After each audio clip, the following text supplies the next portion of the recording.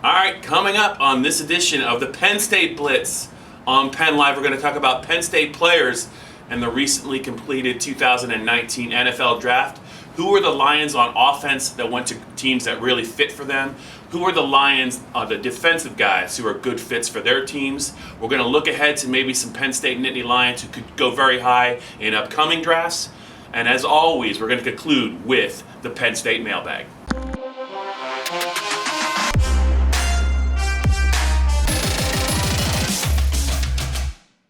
Okay, Greg Pickle, you called it, you son of a gun. Miles Sanders to the Eagles. I gave out 3 teams. They were all wrong. So let's start with you and Penn State's offensive players. Who did you think of the guys who went? Connor McGovern, Miles Sanders, a guy named Trace McSorley. You might have heard of him. Yep. What did you think about the fits, and who got the best draw? Yeah, I'll tell you that it's hard to really take a shot at any of these guys where they ended up. I mean, I think they all went about where we expected them to. Connor going late on day 2 to Dallas. Miles obviously fits in well with Jordan Howard and the Eagles. And then Trace, before the draft, I think a lot of people thought Houston was a possibility. New England would be a possibility. Baltimore was one that maybe we didn't think about, but in hindsight, it sure makes a whole heck of a lot of sense. He can do a lot of things similar to what Lamar Jackson does. And Bob, he's a guy that can make a career in this league by just doing a whole bunch of different things, including being a backup that may be able to slide in and be serviceable for you if you need him to be. Yeah, and I think it's becoming pretty clear that for Trace to stick in the NFL, he's going to have to expand his repertoire, so to speak. He wanted to be kind of judged as a quarterback only, but there are whispers that people were kind of viewing him as a defensive back. He was really a good defensive back in high school. Yep. I just wonder, like, in the next 2 years, what the game plan is going to be for John Harbaugh and his staff with regard to Trace. I do think he can help the team in a specific way as a quarterback, but I definitely think you're going to see him on special teams. I don't know that they're going to ask him to play safety, but it really does speak to his athleticism that he can help in so many different ways. And with what the Saints did with Taysom Hill last year, I think that actually helped Trace. Yeah. It showed teams that not to kind of think outside the box. If the guy's not going to be your starting quarterback in this day and age, if he's an athlete, and Trace was the fastest guy at the combine of all the quarterbacks, why not get him on the field?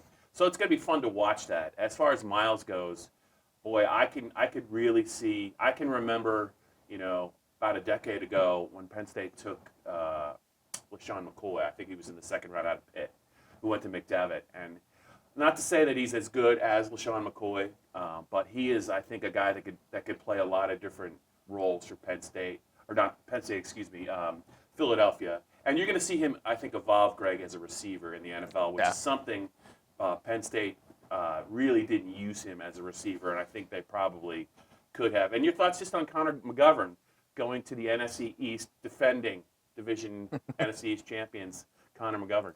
Yeah, you look at the fit there. I think he's a guy that a lot of people questioned why he was leaving school early. Yeah. And I know that he was not the first interior lineman off the board, though Mel Kiper and Daniel Jeremiah had him as the top interior guy on their draft boards. He went a little bit later than some other guys, but can you really argue with the fit there? You follow the Cowboys a little bit closer than I do, but I think that he's just the kind of guy that they like to utilize, and the fact that he can play multiple positions doesn't hurt either. Yeah, he was their top-rated player left in the draft at number 90. I think a lot of people, they had a second-round grade on him. I think some people thought he would go in the second round, including me, but he could play guard or center.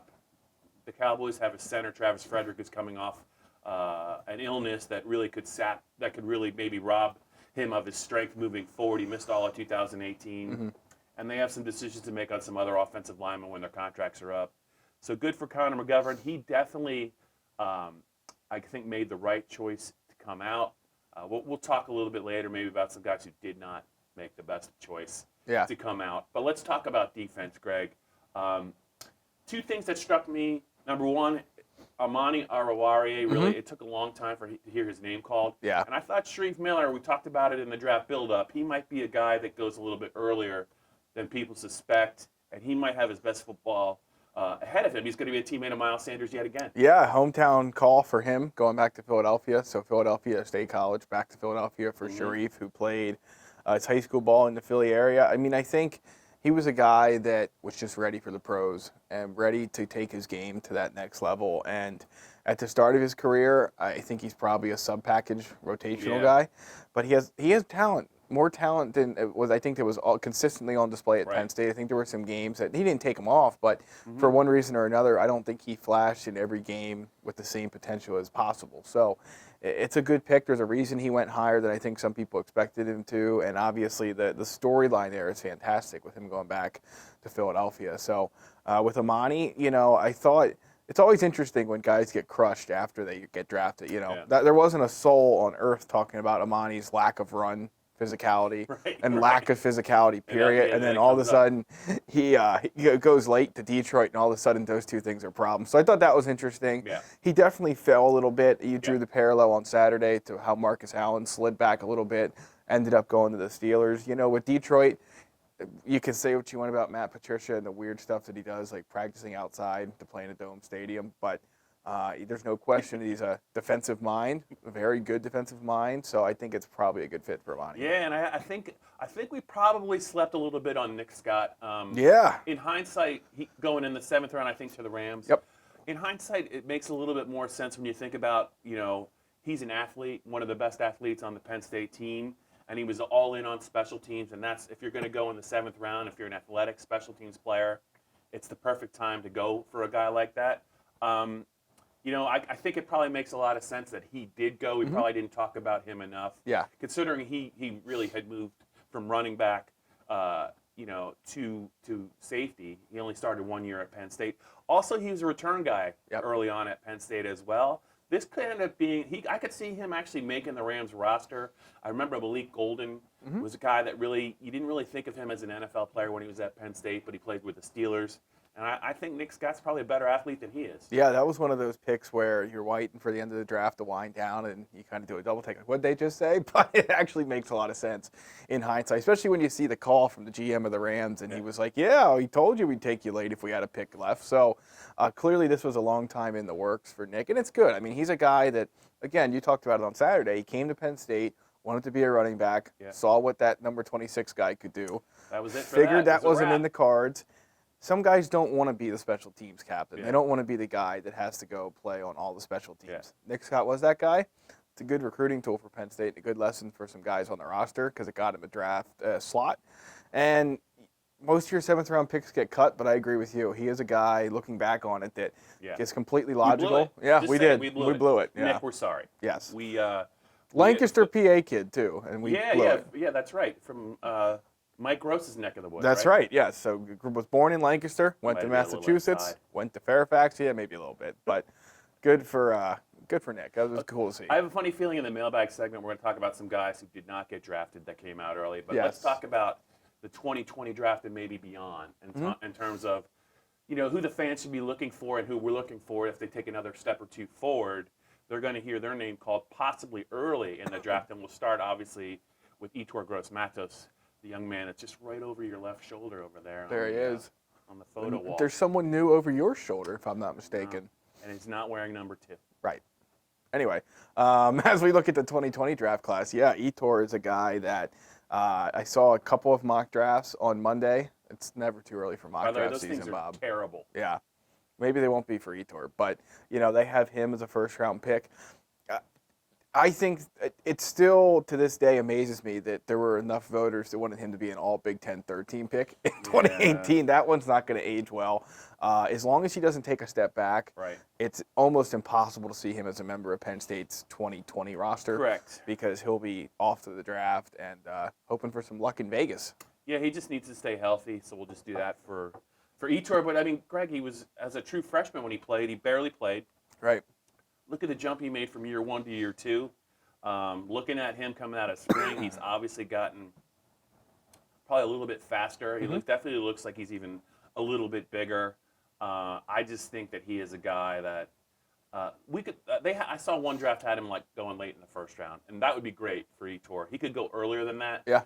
Even if he goes in the 2nd round, but he is definitely a guy that if he stays healthy, it's hard to believe that he won't be playing in the league for quite a few years.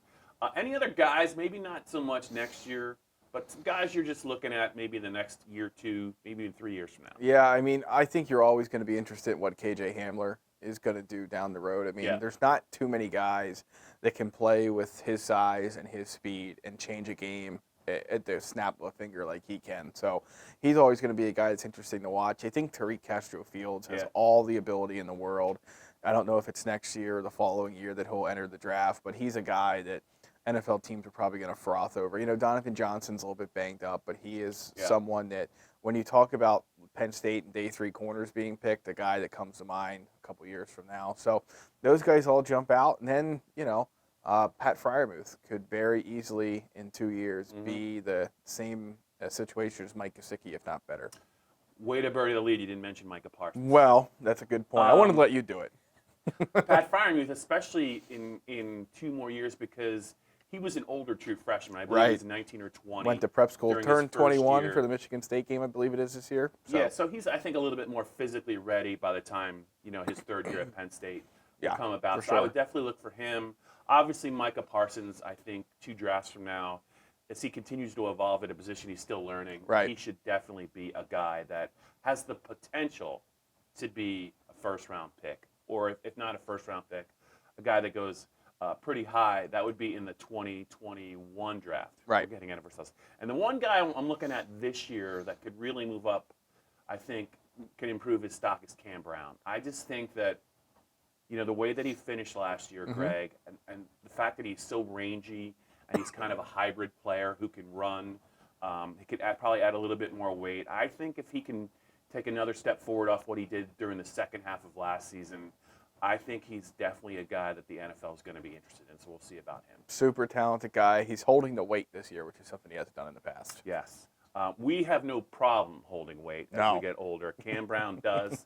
Let's get to some mailbag questions. I know you've got a couple for me. We do. I've got a couple for you. All right, real quick. Aaron Parks, the latest Penn State commit Monday night, 4-star offensive tackle. We did not have that on the rundown, but 5 offensive line commits. I know, I blew that too. 5 offensive line commits now for Penn State, 10 total in the class of 2020. It is the Big Ten's #1 class as of Tuesday afternoon, and it's the #6 class in the country. So they're off to a good start. Mailbag time. Where do you fall on the breakdown of guys, and you kind of hinted at this a few minutes ago, that leave school early? Because there's a million reasons guys leave, and it's not always just, I think I can go play in the NFL. And it's not always bad advice that torpedoes them. Some of them have off-field needs they need to address. Some of them just don't want to go to class anymore. And some guys do get bad advice, and they leave solely because of it. So your thoughts on, you know, where Kevin Givens, San Francisco, and Ryan Bates in Philadelphia ended up? Yeah, I think that both those guys went into this process of leaving school early with open eyes. I think they did so knowing that if they went in the draft, they were going to go late. Right.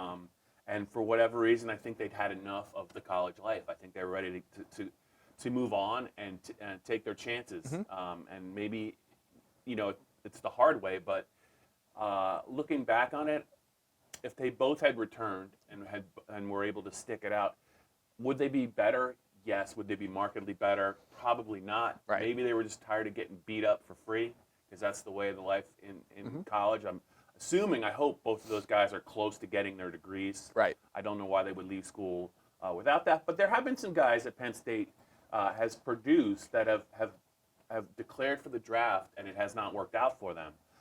Garrett Sickles, after the 2016 season, is one, although I believe he's still on the Rams roster, maybe as an injured reserve guy, so maybe he can stick there. And I think Deion Barnes is another guy I thought that maybe he had another year left, and he probably, you know, he's not playing football now. So those are just 2 other Lions that come to mind that you just wonder. I think you're right. There's more to it than people realize. But with Ryan and Kevin, I think they knew, hey, I'm going later. I'm not going to go at all. And I'm just going to try and make the best of it. They clearly did not want to play another year of college football, though.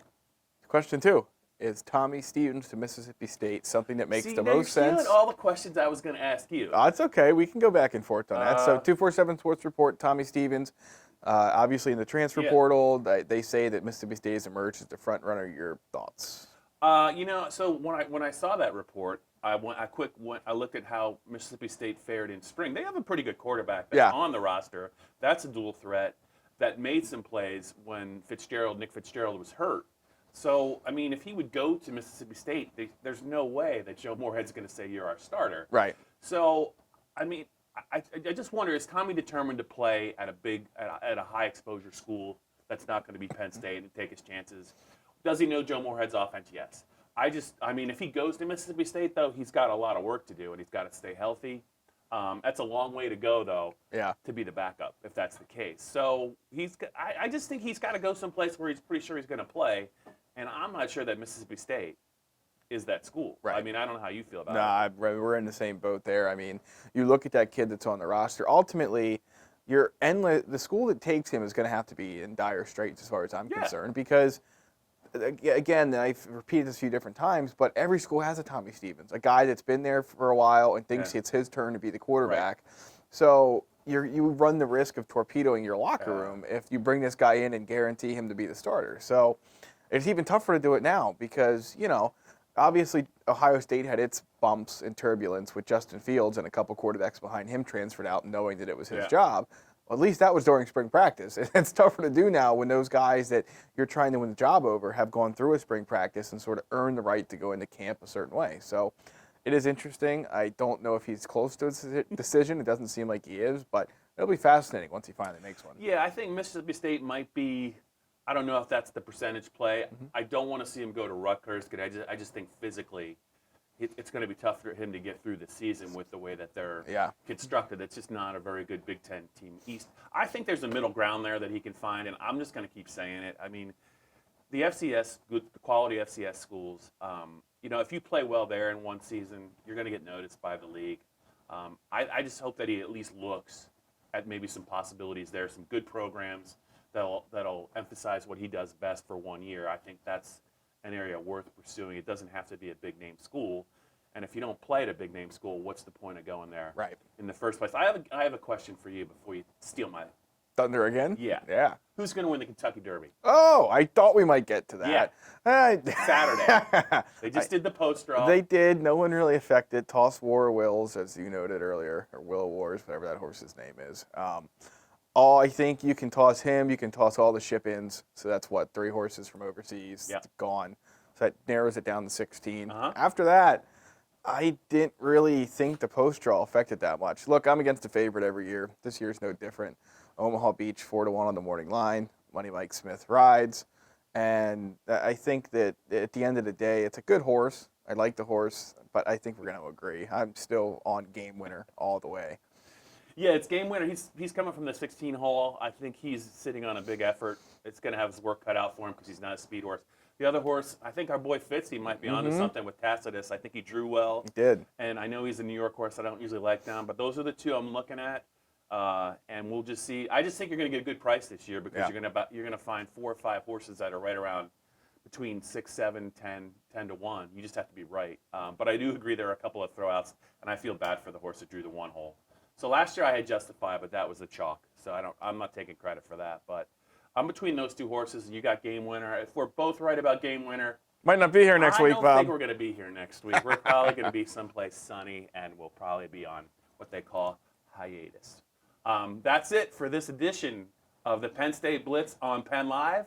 We'll be back next week. We're going to be talking about something because every week something happens with Penn State football. By the time we reconvene, who knows? Tommy Stevens might have a new college home. We just never know, Greg. Never know, Bob.